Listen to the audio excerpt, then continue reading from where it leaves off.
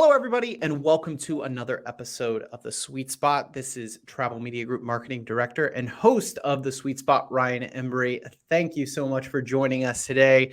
We are continuing our TMG Hospitality Trailblazers series. We're heating up.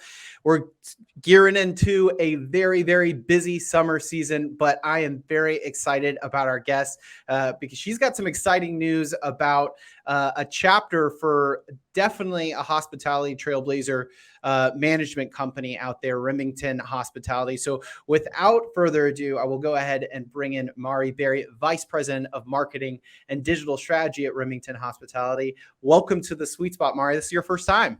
Yeah, thanks, Ryan. So happy to be here. I'm honored to have been invited and talk a little bit more about what we've got going on. Yeah, you certainly have a lot going on, but we always like to start these episodes just because our industry is so unique in the sense of, some people find hospitality just through maybe a side job or gig here and there. Some people were born into it. Some people went to school for it now. We're seeing that more and more often. So with every new guest, we, kind of like to ask your hospitality journey and tell us a little bit about your background, what led you your hospitality path to Remington. Yeah, sure. So I've been around longer than I care to admit, primarily in our industry from even before I graduated from college. So, I've been around for a while. My background, I started in PR as a PR major straight out of college and worked for a major attraction in Atlanta. And then sort of over the course of the years, evolved and adapt my career all within the hospitality space. I've worked in agency environments in PR and integrated marketing for hospitality and tourism companies. I've worked at, lakeside resorts. I worked for Marriott, where I spent most of my career is in field marketing at Marriott International for about 14 years. So have really, like I said, been around longer than I care to admit. I did leave Marriott after, like I said, almost 14 years and went to a hotel management company. I knew that in order to really grow and expand my career, I needed to maybe step outside of the Marriott bubble, expand my horizons a bit into other brands, other hotel types, other ways of doing business. So jumped into hotel management space and have never looked back. I've been, as you mentioned, with Remington Hospitality for about 2 years. And, it's been nonstop adventure from day one with a number of different updates and, corporate and company pivots and new exciting updates. So, I don't see myself going anywhere for a while if the excitement continues the way it has since I've been here. Yeah, certainly a lot of exciting things to share, some of which we're going to talk about on this episode a little bit later. But it's just so fascinating to hear. I love in this Hospitality Trailblazers series, kind of hearing, where people jump from. You got people on the brand side that have jumped to the management company side and vice versa.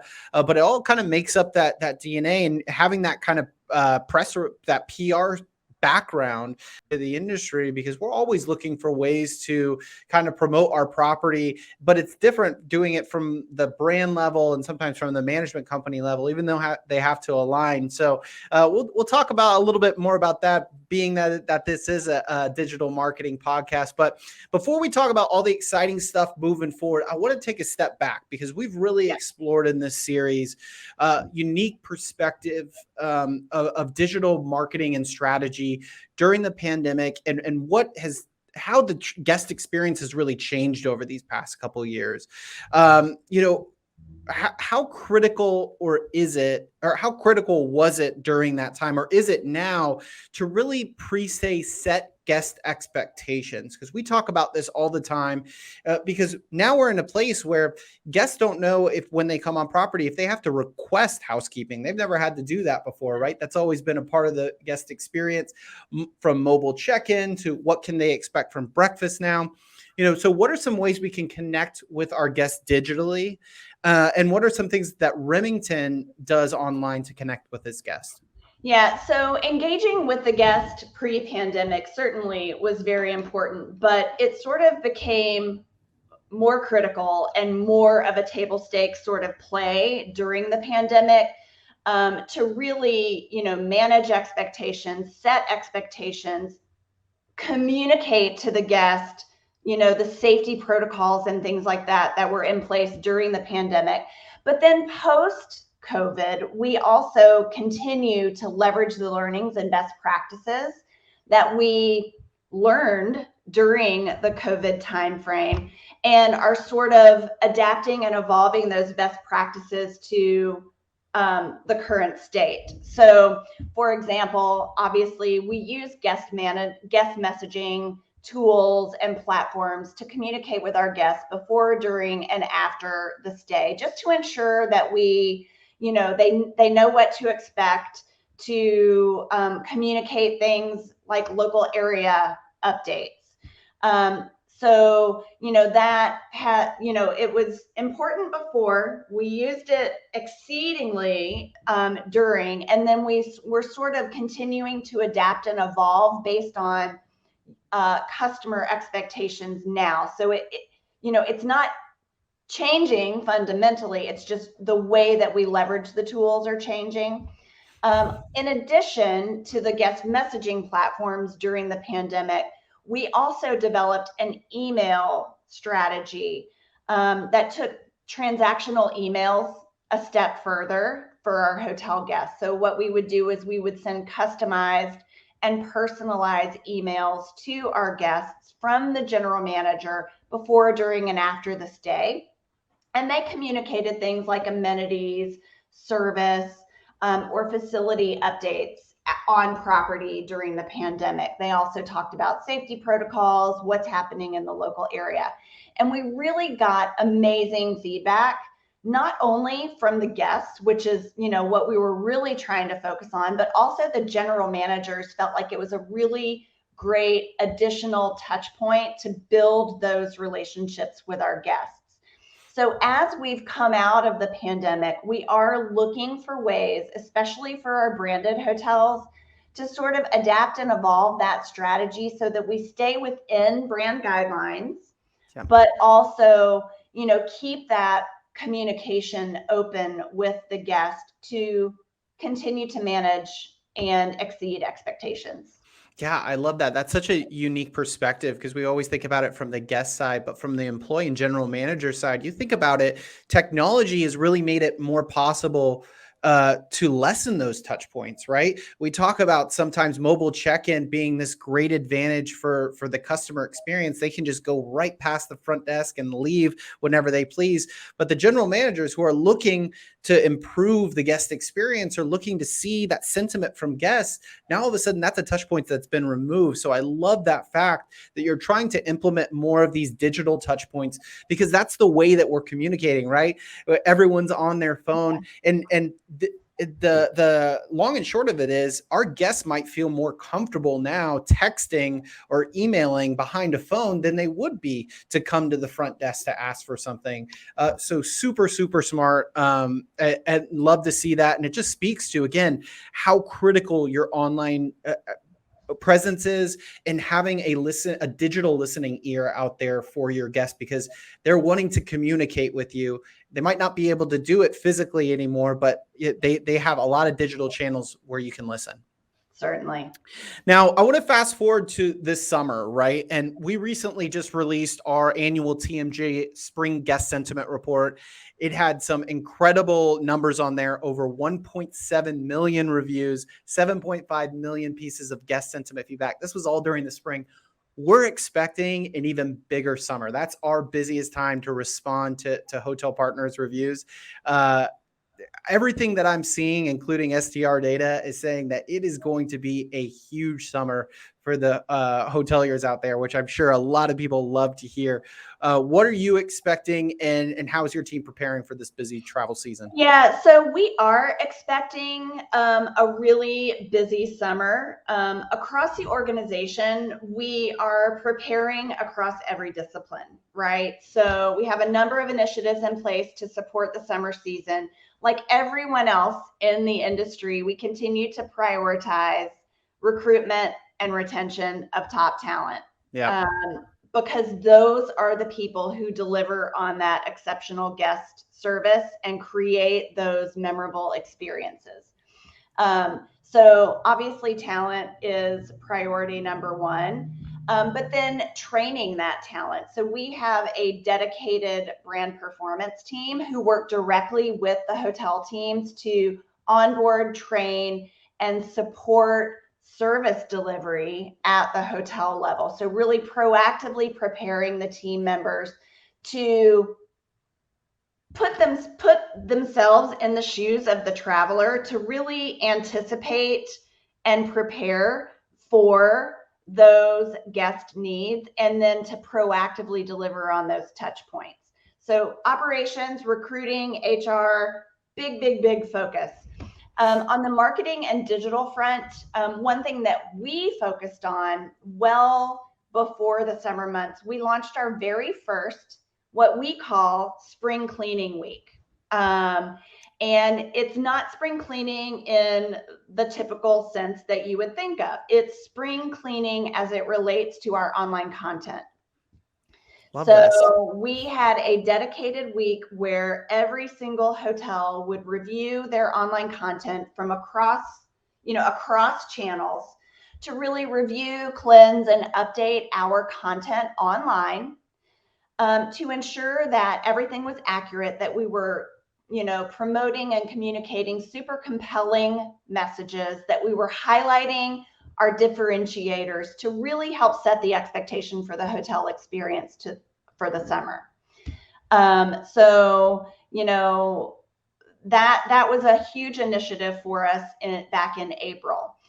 We are also working to really focus on demand generation and capturing demand and occupancy as it sort of stabilizes and resets to a degree. We've also developed a portfolio-wide summer promotion strategy. It's not a one-size-fits-all approach for our hotels. What we're doing is we're rolling out optional offer and promotional offerings for the guests that are really catered to the unique and individual needs of the hotel. So for example, we may have some hotels that summertime is their peak travel time and it's their peak occupancy months, but then some hotels, summer may be their low occupancy season. So really offering up the hotel's options for promotions that best meet their unique business needs while also providing an experience for the customer. So that's another way that we're really gearing up for summer. Man, that is so awesome. I love that spring cleaning initiative. And it speaks to a point, Mauri, that we talk about on this podcast all the time of, different seasons could mean different things for your hotels. Right now, maybe putting a promotion out on social media in the summer you don't need that promotion because you're already getting those bookings. What you should be doing is instead trying to build advocacy online, build that audience engagement, trying to get more followers for maybe your winter season where you're not seeing as much demand. Right. Going in there and starting to put those promotions. So it's such a smart idea. The spring cleaning, I love that. That's doing a great job of setting the expectations like we just talked about a second ago, because I've been on multiple social media profiles, even websites for hotels sometimes, and we're still referencing some things that maybe were relevant during the pandemic, so making sure that stuff is up to date, because that's the first impression that your guests are getting. The demand is out there. It's about capturing it, which is key, which you mentioned. So, and some demand that we've seen and heard is coming back is this business travel, right? That's what we've been kind of waiting for this to catch up to leisure.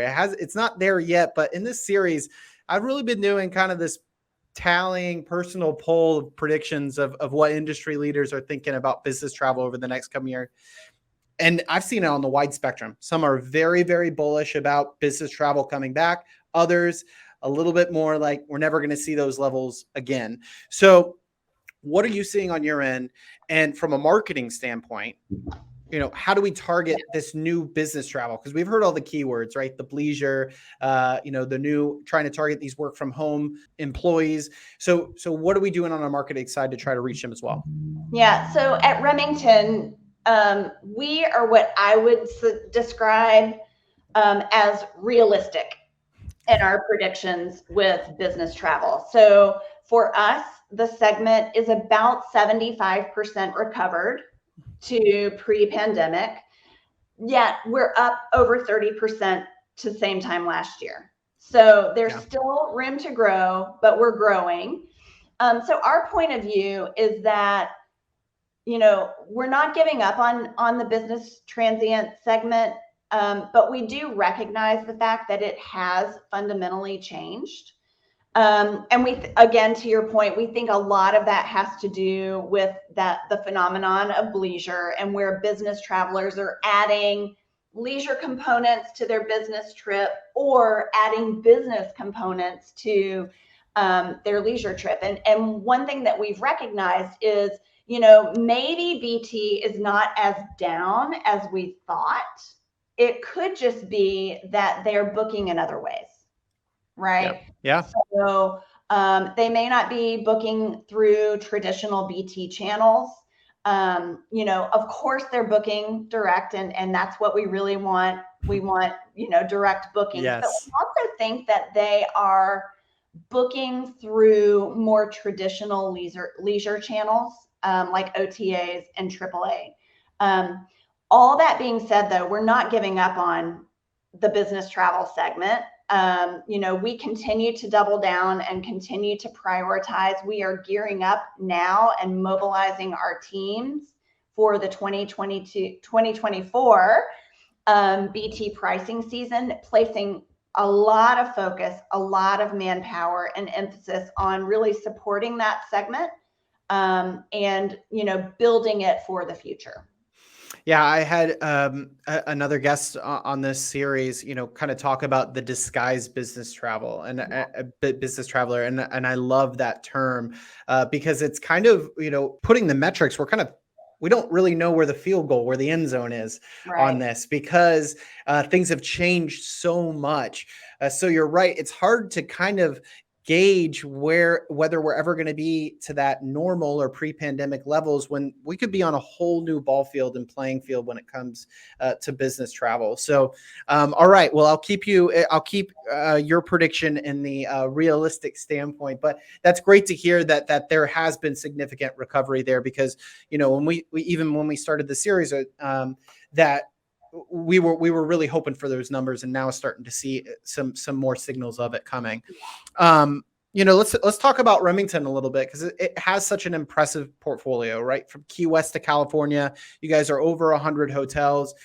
You mentioned this about how you have to kind of, with the promotions that you're doing for the summer, you can't just blanket and put it across the portfolio. You have to be kind of targeted and specific in your marketing. And I'm wondering, from your standpoint, how do you do that with such a vast portfolio, making sure that there's targeted marketing at a property level, but also staying true to the corporate side and what you're trying to accomplish, maybe from Remington Hospitality standpoint?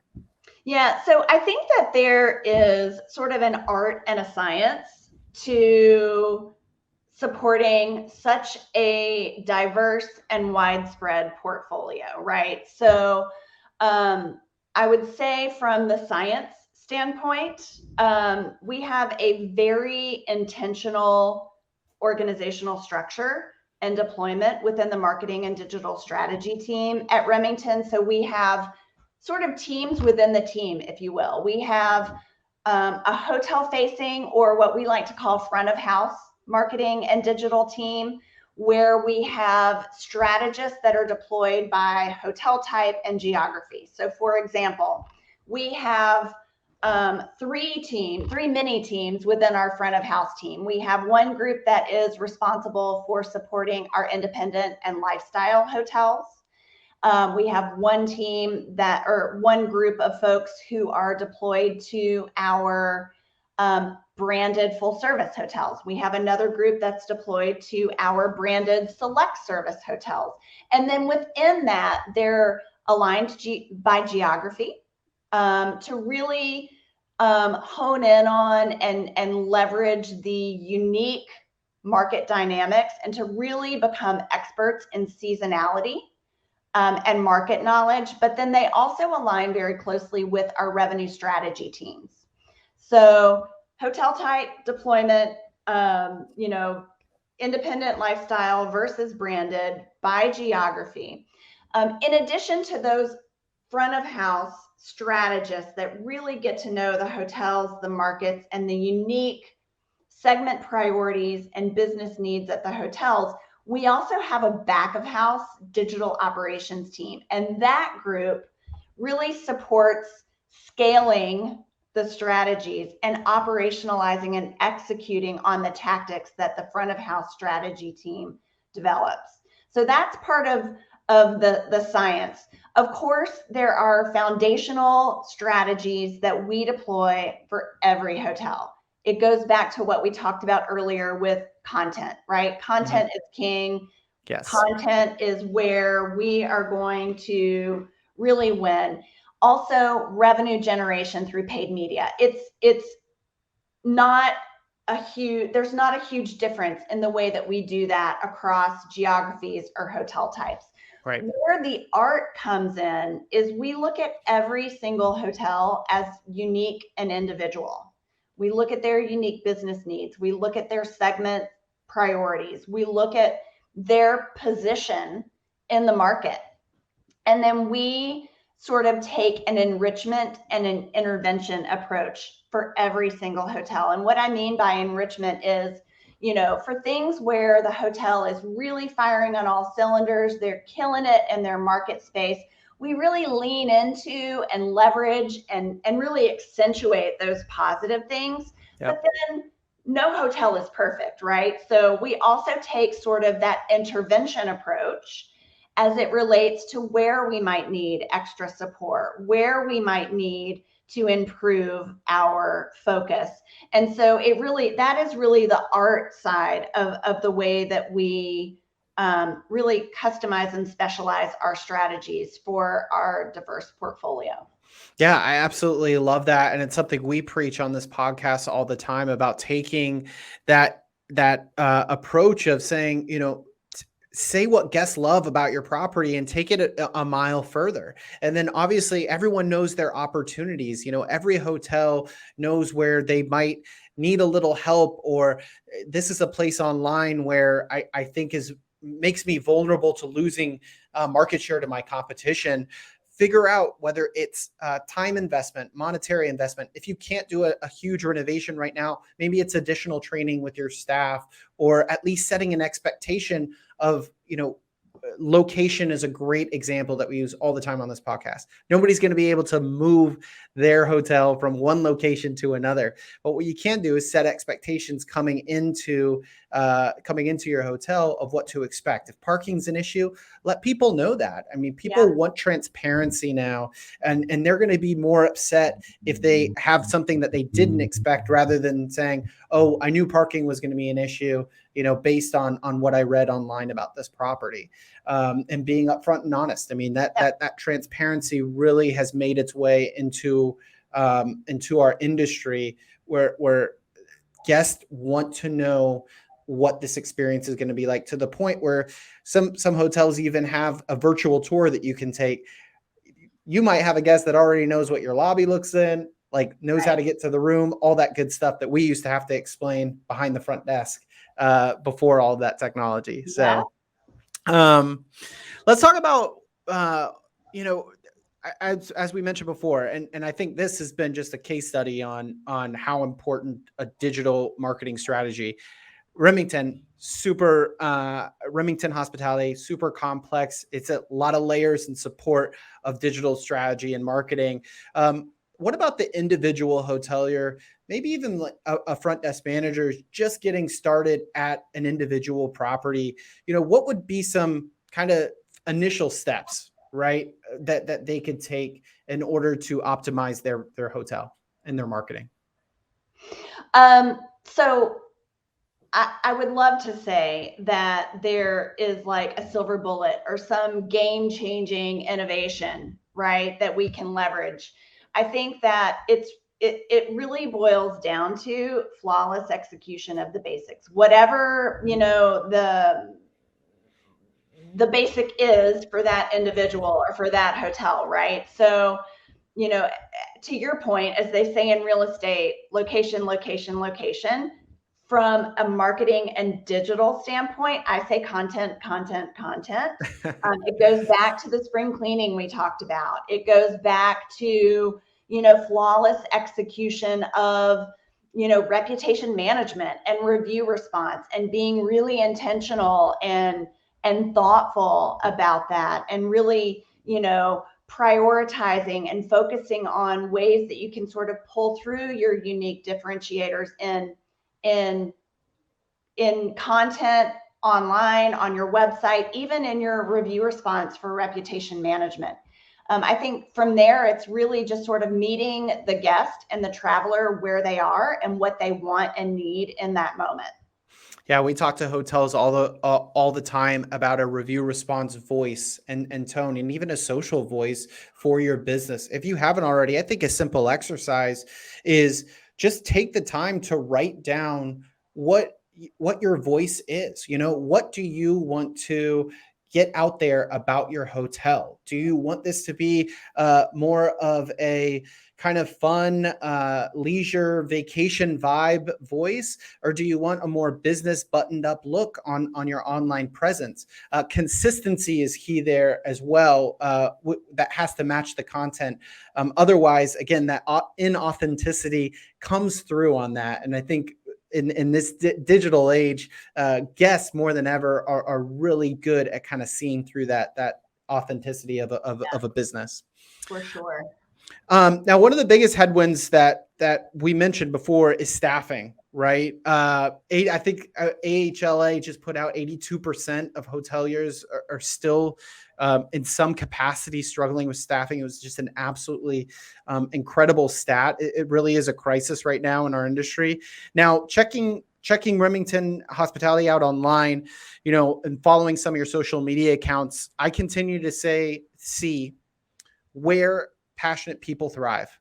So can you expand a little bit about what that means and how it's important to have a very defined culture online, especially when it comes to recruiting efforts in today's staffing shortage? Yeah. So where passionate people thrive is really Remington Hospitality's value proposition. And when we talk about passionate people thriving, it's from our perspective, it's key stakeholders across our business.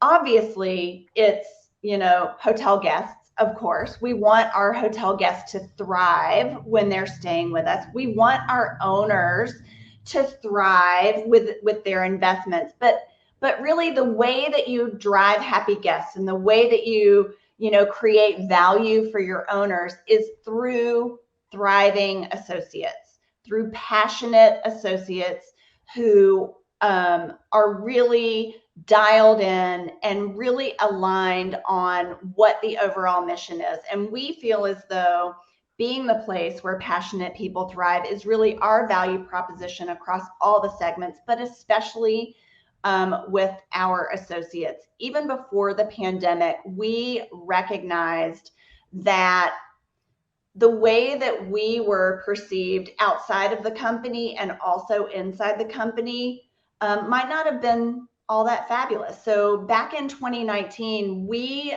underwent a sort of a cultural shift, if you will. And this is when and where we developed the Passionate People Thrive value proposition. And we have worked tirelessly since then to really reshape the narrative about who Remington Hospitality is, what we stand for, and what an associate can expect from working with us, what an owner can expect, and all the way down the line. We've really done an amazing job with this, if I do say so myself.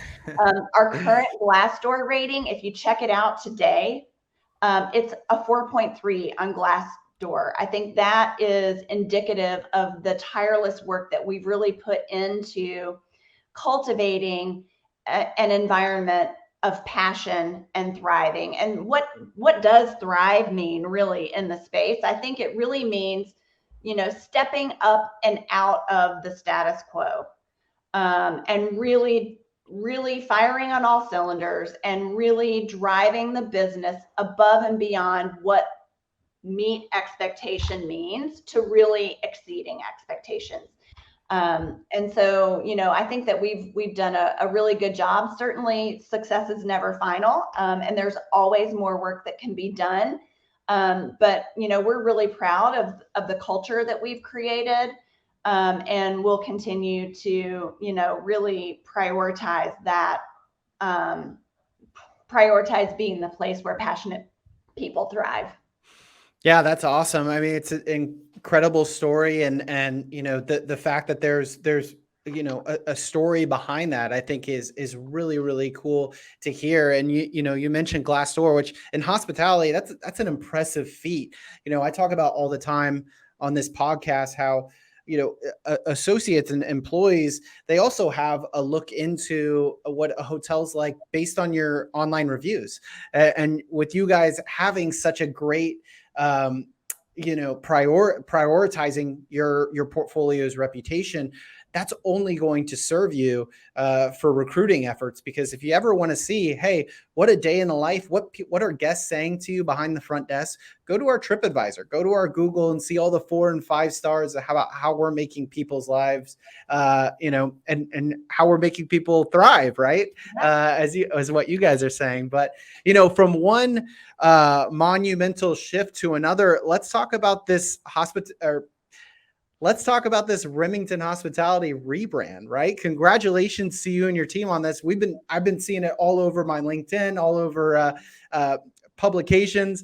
Tell us a little bit about what this means for Remington on the horizon here. Awesome. I'm so glad the strategy worked, because we had a very intentional strategy and approach to really communicating and shouting from the mountaintops that Remington is now Remington Hospitality, which really better aligns with our true delivery of product and service, right? Before we were Remington Hotels, now we're Remington Hospitality. And with the name Remington Hotels, we sort of siloed and pigeonholed ourselves into hotel management, right? But we are so much more than that. We've grown so much over the last few years. We've expanded our capabilities by recruiting amazing new talent.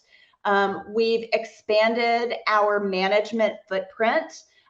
We are this close to expanding into the Latin America and Caribbean markets. We are expanding into different asset classes by focusing on and managing more wellness-inspired properties, more independent and luxury hotels. So really expanding our capabilities and our service beyond just hotels and into hospitality overall. And we just sort of felt like it was staying true to our culture, and really being, having that integrity that we're not just hotels anymore. We are so much more, and we're broadening and we're owning that space. Yeah. So what will this rebrand really do to, I guess, further distinguish Remington Hospitality now from larger hospitality management companies? Yeah, so I think it really is indicative and really speaks to, again, the expansion of services and capabilities that we are so proud to have now. So from a beverage and food perspective, our leadership team and our capabilities and many of the programs and processes and initiatives that we've put in place from a B&F standpoint is a game changer in the industry. Breaking into wellness travel and what I like to call specialty lodging. So we have a dedicated and very strategic directive to expand beyond a very traditional hotel support system. We're looking at glamping projects. We're looking at ecotourism, especially with our impending growth in the Caribbean and Latin America. These, what I call specialty lodging products, are exploding, and we want to really put ourselves out there in that space, and that will help us to differentiate ourselves from other hotel management companies. Yeah, absolutely. I mean, it's definitely an exciting chapter. I look forward to maybe spending a night and potentially in the future at one of your glamping properties, or even in South America resorts. So yeah, well, that's super exciting, Mauri. Congratulations again to you and your team. We've covered a lot on this episode. Any final thoughts on today? I think that, as I mentioned a moment ago, and to quote Bill Marriott, success is never final. And to also sort of go back to what we talked about at the very beginning, Remington has changed and really enhanced itself so much over the past few years that success is never final with Remington. We are rebranding and repositioning ourselves as a hospitality company to really capture the opportunity that's out there, but also to provide that exceptional operational and commercial success that we've accomplished as a company, and to expand it beyond to other asset classes, other lodging type assets. So, again, just success is never final, and we are so excited to be on this ride. I love it. Well, the Sweet Spot is excited to follow what's next for Remington Hospitality now. Again, congratulations to you and your team on this. Thank you for all the marketing advice and tidbits. It's so important for hoteliers out there to be cognizant of this and to always be looking for ways to improve. I love that little slogan at the end, because it speaks to exactly what we preach here at the Sweet Spot. So, Mauri, thank you so much. We'll definitely have to have you on again once we, you follow those steps and hit some of those goals and objectives. We'd love to share them here with our Sweet Spot audience. So thank you so much for joining the Sweet Spot. Thank you. Thanks for having me. Enjoyed it. All right. And thank you all for listening. We will talk to you next time on the Sweet Spot.